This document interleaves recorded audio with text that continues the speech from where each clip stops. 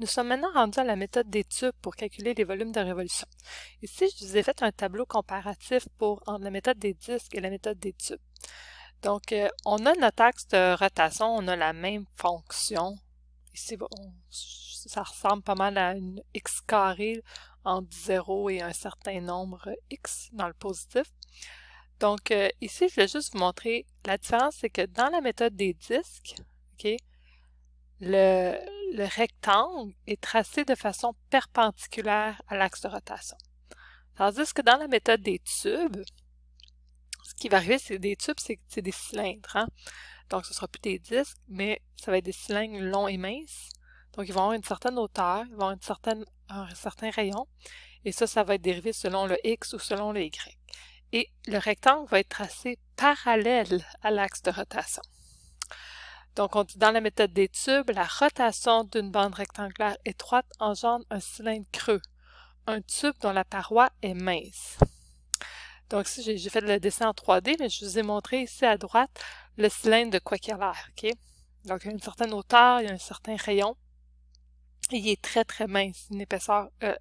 Donc, le volume d'un tube, c'est 2πRH fois son épaisseur. Donc, c'est ce qu'on dit ici, le volume de ces tubes, c'est 2πr delta R. R, la distance entre une bande rectangulaire et l'axe de rotation. Delta R, la largeur de la bande. Donc, le volume est donné par l'intégrale de A à B, 2πr H dr. Vous avez vos étapes ici, évidemment. On trace la surface dans un plan. On marque l'axe de rotation par une flèche incurvée. Tracer une bande rectangulaire étroite parallèle, donc très important pour distinguer les tubes et les disques, parallèle à l'axe de rotation. Délimiter la hauteur de la bande rectangulaire, l'exprimer en fonction de la variable appropriée, déterminer le rayon R, donc c'est la distance entre l'axe de rotation et la bande rectangulaire, trouver les bornes d'intégration et calculer. Regardons notre premier exemple. On veut calculer le volume obtenu autour de l'axe des Y. Donc ici, je l'ai mis en vert, ma flèche. Délimité par y égale à sin. Donc sin de x, mais donc je ne l'ai pas fait au complet, sin de x, j'ai juste fait entre 0 et pi ce qui m'intéressait. Donc j'ai tracé mon sin de x, hein, c'est une fonction qu'on est capable de tracer. Pi sur 2, son y vaut 1. Là, j'ai tracé mon rectangle parallèle à l'axe de rotation. Donc regardez, la hauteur ici de mon rectangle va être la fonction f de x, moins le 0, on ne l'écrit pas, et le rayon, c'est la distance entre la bande rectangulaire et l'axe de rotation, donc c'est une certaine quantité de x. J'ai fait en 3D, donc je vous rappelle la même chose, on trace notre 2D, on va de 0 à pi, et de façon symétrique par l'axe de rotation. Donc on va aller de 0 à moins pi, et on va tracer notre cylindre à l'intérieur. Donc ici, on a le volume vaut de 0 à pi de 2πRH d de x, parce que là, si vous remarquez, vous allez intégrer par rapport à x. Hein, ici, on le voit, la démarcation delta x. Ce qu'on fait ici, c'est le rayon. Donc le rayon, c'est x. Le h, c'est f de x, qui est notre sin de x. Donc, je vais sortir mon 2π, parce que c'est la constante. Je vais intégrer de 0 à pi de x fois sin de x. Donc, ça ici, comment j'intègre ça? Là, je fais recours à mes 4 techniques d'intégration et c'est un par partie. Hein? Je vais poser u égale à x, dv égale à sin de x. Je dérive u, qui va me donner d de x. J'intègre v, qui va me donner moins cos. Donc, je vais avoir 2π, crochet, u fois v, donc moins x fois cos, moins. Mais vu que j'ai déjà un moins devant le cos, ça devient plus l'intégrale de cos de x dx. Donc l'intégrale de cos de x, je la fais, c'est sin de x. Et ça ensuite, c'est évalué à pi et ensuite à 0. Faites attention de bien évaluer à 0 parce que cos de 0, c'est 1. Alors, c'est vraiment important de prendre le temps d'évaluer si c'est vraiment 0 ou si c'est une autre valeur. Réponse finale, 2 pi carré, unité cubique. Prochain exemple, on veut calculer le volume obtenu en faisant tourner autour de l'axe x égale à 3. La région délimitée par la courbe f de x, x carré, g de x égale à 2x. première chose, pour tracer, je trouve mes points d'intersection. X carré égale à 2x, j'envoie le 2x de l'autre côté, je factorise, je trouve x égale à 0, x égale à 2. Pour chacun de ces x-là, je trouve leur y correspondant. Donc, je trouve le point 0, 0 et 2, 4. Donc, le f de x qui est en noir ici est une parabole. Donc, vous avez 0, 0, 2, 4 et le 2 de x qui est une droite linéaire. Vous prenez une belle règle. Moi, j'ai un petit peu tremblé en tirant ma ligne. J'ai tracé mon axe de symétrie x égale à 3. Donc, j'ai montré ma flèche. Mon rectangle que je trace est parallèle à l'axe de symétrie qui est en vert. La hauteur de votre rectangle, ici on le voit très bien, c'est le bleu moins le noir. Donc, c'est g de x moins f de x. Là, faites attention ici au rayon.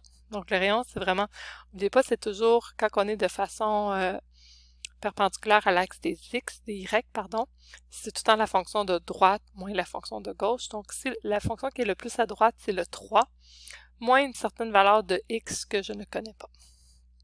J'ai tracé ensuite en 3D. Donc, je vous rappelle ici, si on avait le point 0, 0 de façon symétrique à l'axe de rotation, ça m'amène au point 6, 0. Hein? Et le 2, 4 m'amène au point 4, 2.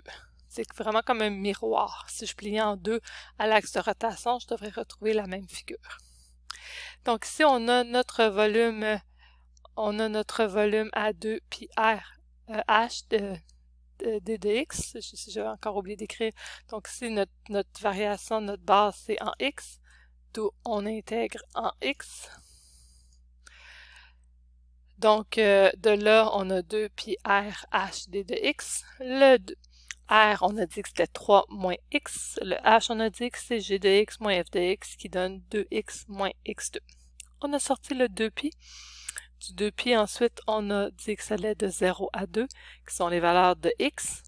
3 moins x fois 2x moins x carré d de x. J'ai ouvert toutes les parenthèses, mis ensemble les x carrés, et là, ça m'a donné l'intégrale de x3 moins 5x2 plus 6x, que j'ai intégré de façon très simple, évalué en 2 et ensuite en 0, pour avoir 16 pi sur 3 unités cubiques. Troisième exemple et dernier exemple de cette méthode. Donc ici, on veut calculer le volume du solide de révolution engendré par la rotation de la région délimitée par x carré plus 2, parabole, y égale à 1, x égale à 1, x égale à 3, autour de l'axe x égale à moins 1. Donc, vous avez votre axe à x égale à moins 1, on tourne de ça. J'ai placé tout de suite y égale à 1, x égale à 1, x égale à 3. Donc, moi, ce qui m'intéresse, évidemment, c'est quand x vaut 1, c'est quoi la valeur de ma fonction y? Donc, j'ai rentré dans le y, x égale à 1, 1 plus 2. 1 au carré plus 2, ça donnait 3. Ensuite, pour x égale à 3, j'ai fait la même chose. Donc, 3 au carré, 9, plus 2, 11. Ça m'a donné mes points d'intersection. Donc, j'ai ma belle fonction parabolique et j'ai mes deux droites verticales et ma droite horizontale qui est la région. J'ai tracé ensuite un rectangle, encore une fois, qui est parallèle à l'axe de symétrie. La hauteur de ce rectangle-là, c'est la fonction x carré plus 2 moins 1. Donc, c'est vraiment ici, c'est un 2 ici. C'est x carré plus 2 moins 1. Ensuite, au niveau du r, hein, c'est vraiment la fonction, donc c'est un certain x moins l'autre fonction qui est moins 1, donc c'est moins 1. Au niveau de la fonction 3D, même chose, vous y allez de façon symétrique, donc le point 1, 1. Donc, lui, il y a deux bonds par rapport à l'axe de symétrie, donc ça va correspondre au point moins 3, 1. 1, 3 va correspondre à moins 3, 3. 3, 1 va correspondre à moins 5, 1. Moins 3, 11 va correspondre à moins 5, 11. Et on trace ça ainsi. Donc, on a notre volume de 1 à 3, 2 pi r h d de x. R, on a dit que c'était x moins moins 1, donc x plus 1. Le h, c'est x carré plus 2 moins 1, donc il reste x carré plus 1.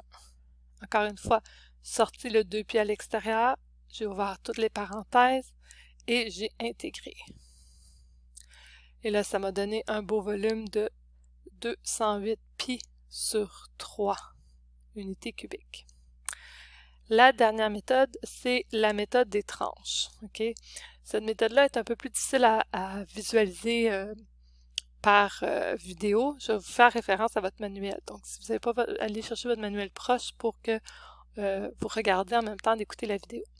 Cette méthode consiste à découper le solide en tranches minces. Imaginez un pain tranché. OK? Donc, imaginez ça, puis le pain tranché, chaque tranche va créer le volume du pain tranché. Donc, on dit en tranches minces appelées sections d'épaisseur, soit delta X ou delta Y, à l'aide de plans perpendiculaires à un axe. Toutes les sections du volume ont la même forme. Il suffit d'évaluer le volume delta V de chaque section et de calculer la somme des volumes de toutes ces sections. Donc, delta V va être l'aire d'une section fois son épaisseur, ce qui revient à dire c'est l'intégrale de A à B de l'aire en fonction de X delta X ou l'aire en fonction de Y delta Y. Donc, pour bien visualiser le numéro 20, vous allez prendre votre manuel à la page 165.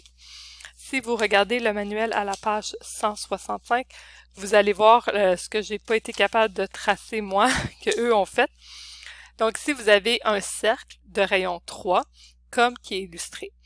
Et dans ce cercle-là, il y a une coupe transversale en x égale à k. Okay? Ça veut dire que la base de mon triangle équilatéral, comme représenté à la figure 3.24 de la page 165.